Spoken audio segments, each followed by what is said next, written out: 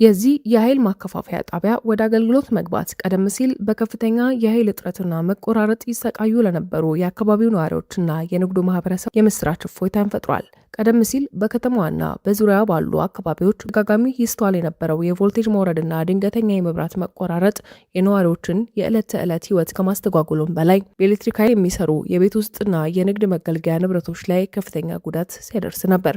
በተለይም በኃይል እጥረት ምክንያት ስራቸውን አቋርጠው ለኪሳራ ይዳረጉ የነበሩ አነስተኛ የንግድ ተቋማት፣ ወፍጮ ቤቶች፣ የብረታ ብረት እና እንጨት ስራዎች አሁን ላይ አስተማማኝ ኃይል ማግኘት መጀመራቸውን ገልጻሉ። ሞባይል ቻርጅ እንኳን ማድረግ ማንችልበት ደረጃ ነበር የነበረው። ህብረተሰቡ በማብራት እጦት በጣም ትልቅ ችግር ነበረ። አሁን ያለው ነገር በጣም እኛ ከደስታም በላይ ነው። ይሄን በነፃነት በማብራት ይጋግራለን። ስቶፕ እንትን አርገን ይበላልን። በተቀመጥንበት ሻይ አፍልተን እንጠጣለን። በእኔ እድሜ እንደዚህ ነው። ይሄ አፍራል ነው። ይሄ ድንቅ ነው። በጣም ከተማችን በአንድ ጄኔሬተር ነበር ስንንቀሳቀስ ነበረው። መጀመሪያ አንድ ጄኔሬተር ቤቷ እስካሁን አለች፣ ትንሽ ናት። በሷ ነበር ስንንቀሳቀስ ነበር። አሁን ባለው ከዛ ቀጥሎ ባለው ታጀራ ነበር። ቀጥሎ ሳና ሆነ እንትኑ ዲስትሪክቱ በዛን ጊዜ በነበረው መሀል ላይ ያሉት ትልቅ ዛፎች አሉ። ማታ 6 ሰዓት ላይ ባለሙያዎች ወጥተው ህይወታቸው ላይ ያለፋሉ ሊሰሩ ሲሉ ሳምንት የሚቋረጥበት ሁኔታ ነበረ። ስራ የሚሰራበት ነገር አልነበረም። ከጤና ጋር ተያይዞ ከህብረተሰቡ ከኑሮ ማሻሻል ጋር ተያይዞ ጊዜውን የጠበቀ ነበረ። አሁን ግን ይሄ መምጣቱ በጣም ትልቅ ጥቅም እንዳለው ነው የሚታየው። ይህ ግዙፍ የልማት ፕሮጀክት በተሳካ ሁኔታ ወደ ስራ ከማስገባትና የአካባቢው ማህበረሰብ ተጠቃሚ ከማድረግም አኳያ የወራቤ ከተማ አስተዳደር ከፍተኛ ሚና ተጫውቷል። ይሄ ሰብስቴሽን አሁን ኦን ከሆነ በኋላ አጠቃላይ ኢንቨስትመንት መሬት ወስዶ የነበሩ ሰዎች በሙሉ ወደ ግንባታ የገቡበት ፍላጎታቸውን ደግሞ እያሳዩ ያለበት፣ አሁን ደግሞ ያሉ ፋብሪካዎችም ደግሞ ማብራት ሳይቆራረጥባቸው በተለይ የስራ ዕድል ፈጠራ ላይ ያሉ ኢንተርፕራይዞች ቢገዳ የሚሰሩ ሰዎች በጣም ሲቸገሩ የነበረው እኛ እናደራጃለን ተልብ ነበርና ይሄ ሁሉ የተቀረፈበት ሁኔታ ነው። የስልጤ ዞን አስተዳዳሪ አቶ ዘይኔ ብልካ ፕሮጀክቱ ለአጠቃላይ ቀጠናው ያለውን ዘርፈ ብዙ ጠቀሜታ አብራርተዋል። ነባር 18 የዱቄት ፋብሪካዎች ምን ያክል አስቸጋሪ ሁኔታ ውስጥ እንደነበሩ እናውቃለን። እነዚህ ሙሉ አገልግሎት እንዲገቡ ተደርገዋል።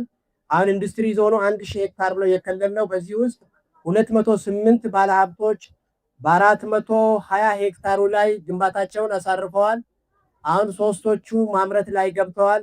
46ቱ ግንባታውን ጨርሰው ኃይል የትራንስፎርመር ክፍያ ከፍለው በመጠባበቅ ሂደት ላይ ነው ያሉትና በዚህ ሂደት የምንቀጥል ከሆነ የጀመርነው የኢንዱስትሪ ማዕከል የማድረግ ወራቤን ማለፊያ ሳትሆን ማረፊያ አድርገን በሁሉም ዘርፍ ታድጋለች የሚለውን ራዕይ ለማሳካት ትልቅ እድል ፈጥሮልናል። የስራና ክህሎት ሚኒስትሯ ወይዘሮ ሙፈሪያት ካሚል በበኩላቸው መሰረተ ልማት በተለይም የኤሌክትሪክ ኃይል ለአንድ ሀገር ሁለንተናዊ እድገትና ለዜጎች የስራ ዕድል ፈጠራ ያለውን የማይተካ ሚና አንስተዋል። የዛሬው ሳብስቴሽን የስልጤ ዞንን ህዳሴ ከሚያበስሩ ጉዳዮች አንዱ ነው። ከመሰረተ ልማት አንጻር ይህንን ህዳሴ ተጠቅመን ጉዟችን ያለምንም መቆራረጥ የተሳካ የተቃና እንዲሆን ወጣቶቻችን የስራ ዕድል እንዲፈጠርላቸው በዞን ውስጥ የተጀመሩ የልማት እንቅስቃሴዎች የበለጠ ጎልብተው እንዲቀጥሉ ኢትዮጵያ እንደ ሀገር ቀና ማለት ጀምራለች። ይሄ የጀመረችው ቀና ማለት ወደ ሌላ የላቀ ምዕራፍ እንዲሸጋገር ከተፈለገ ከፊት ለፊታችን ያሉ ግቦችን ማሳካት ተቀዳሚ አጀንዳችን ሊሆን ይገባል። በ640 ሚሊዮን ብር የዓለም ባንክ ድጋፍ የተገነባውና በአሁኑ ወቅት ሙሉ በሙሉ ወደ ስራ የገባው የወራቤ የኃይል ማከፋፈያ ጣቢያ በአካባቢው ላይ የነበረውን የዓመታት የብርሃንና የኃይል ጥያቄ በመቅረፍ ረገድ የጎላ ድርሻን ማበረከት ጀምሯል። በቀጣይም የአካባቢውን የማምረት አቅም በማሳደግና የኢኮኖሚ እድገቱን በማፋጠን ረገድ የሚኖረው ፋይዳ ከፍተኛ እንደሚሆን ይጠበቃል።